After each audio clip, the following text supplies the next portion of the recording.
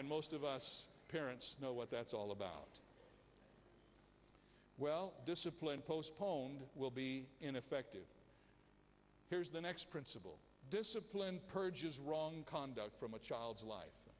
That's what the Proverbs say. 22:15 says it this way: foolishness is bound in the heart of a child, but the rod of correction shall drive it far from him. Let me read that again. Foolishness is bound in the heart of a child, but the rod of correction shall drive it far from him. How do you correct misbehavior? You make children understand there's a penalty associated with what they do that is wrong. I love the story about the mother of 3 very small children who was trying to get ready to go out with her husband for a late dinner engagement, and the children all slept in the same room upstairs. They were playing the games that children all play, especially when their parents are supposed to be doing something else beside parenting. They would not quiet down. They continued to talk and laugh and get it out of bed, even though they were threatened regularly by their irritated mother. Finally, when she had all she could stand, she went to the bottom of the stairs and she shouted, "If I hear one more word out of any of you, I'm coming upstairs." And everything quieted down. About 5 short minutes later, the noise level began to build again. True to her promise, she grabbed a towel, wrapped it around her head, which had been totally immersed in the kitchen sink in the rinsing stage of her shampoo. Up the stairs she stomped and into the room, which had now gotten very quiet. "I'm not coming up here again," she said. "Now you kids stay in bed and be quiet." The silence was deafening as she walked out of the room, but as she stood outside the door for a moment, she heard the littlest of the children ask, "Who was that?" Now, I suppose something could be said for scaring our children into obedience. But God has a better way. And God's better way is the application of the Board of Education to the seat of knowledge. How many of you know that works? The psalmist says something similar to Solomon when he writes these words: "It is good for me that I have been afflicted, that I might learn thy statutes." He confesses earlier in the Psalms, "Before I was afflicted, I went astray, but now I have kept your word." Hebrews 12:11 says it this way: "No chastening for the present seems to be joyous, but grievous. Nevertheless, afterward it yields the peaceable fruit of righteousness, unto which they are exercised thereby." In other words, discipline isn't fun, either for the child or for the parent. And it's grievous. It brings hurt. But afterwards, it proves that it can provide the result you're looking for, which is godliness in the life of a child. I realize that this again runs cross-current with most modern counsel.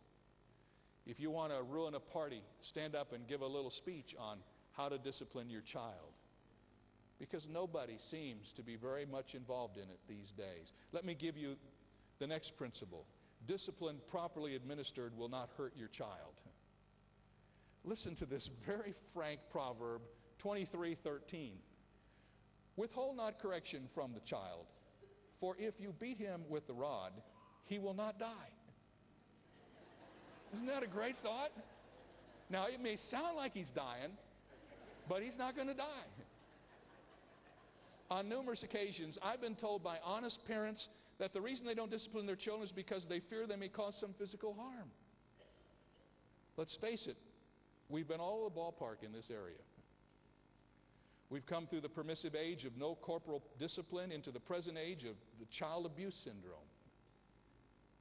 We didn't spank our children then because we didn't believe in it. We don't spank them now for fear that someone will report us to the authorities.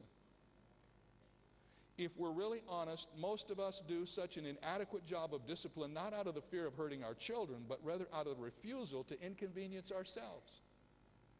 We yell at our children from one end of the house to the other because we're too lazy to get up and go where they are and take care of the problem. And guys, I want to tell you something. I've been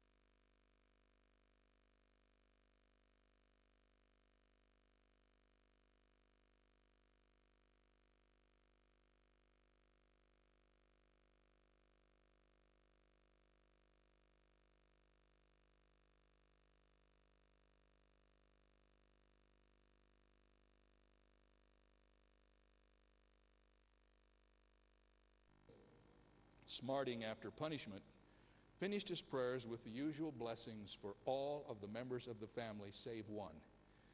Then turning to his father, he said, "I suppose you noticed you were not included."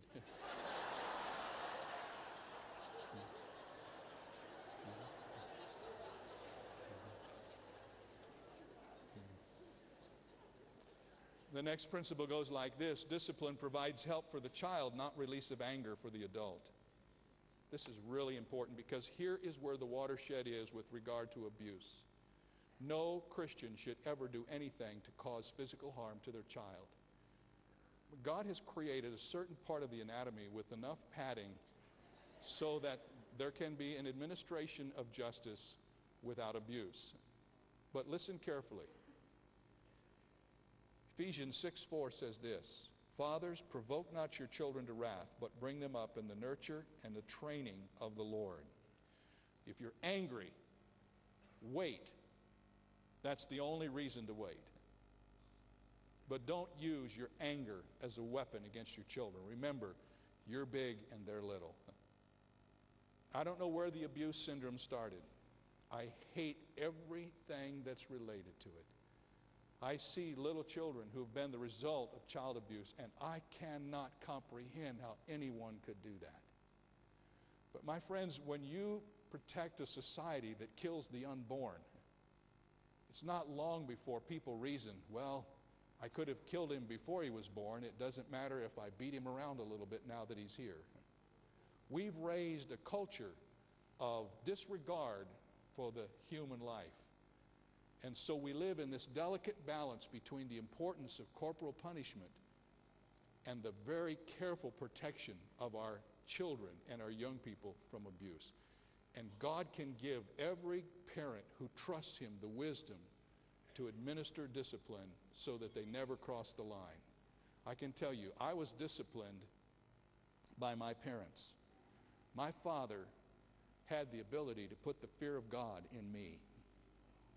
But my father nor my mother ever hurt me or ever did damage to me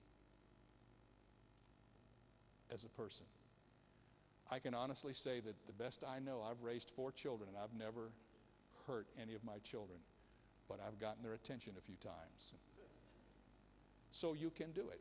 Don't let the world tell you, don't let them pour you into the mold that says you can't discipline your children because that's child abuse. Not to discipline them is to abuse them. Not to deal with their rebellion is to abuse them.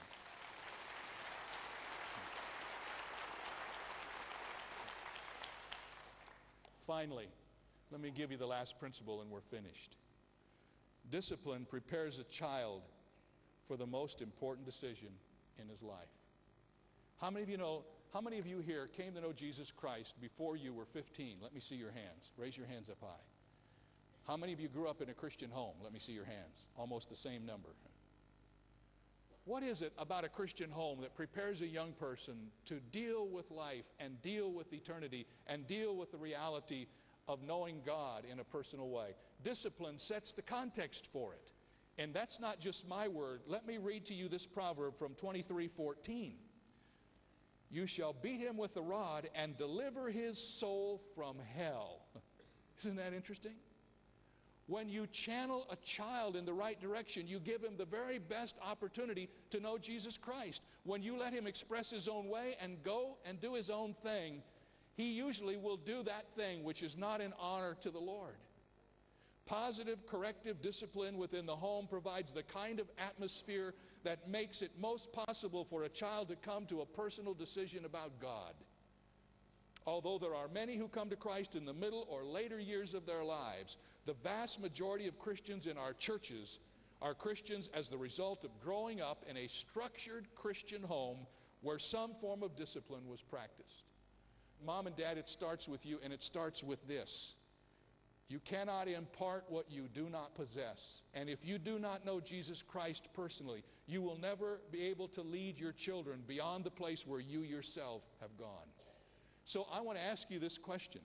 Do you have within you that which is necessary for you to bring your children up in the nurture and admonition of the Lord? Do you know for certain that Jesus Christ is your Savior? Is there something about your life that gives security and stability and strength to your children as they see your faith walk because you're a follower of Christ. And if you do not have that, that's the place to start, whether you're old or young. That's the place to begin. To put your trust in Jesus Christ, Father. To know God through His Son, Mom. And then, through that relationship, to let that influence trickle down to the lives of your kids. That's where it all starts. So I end up where I always end up, don't I? At the foot of the cross, where Jesus Christ can make a difference in your life. If you don't know Him, He sent His Son to die for you, that you might have life everlasting.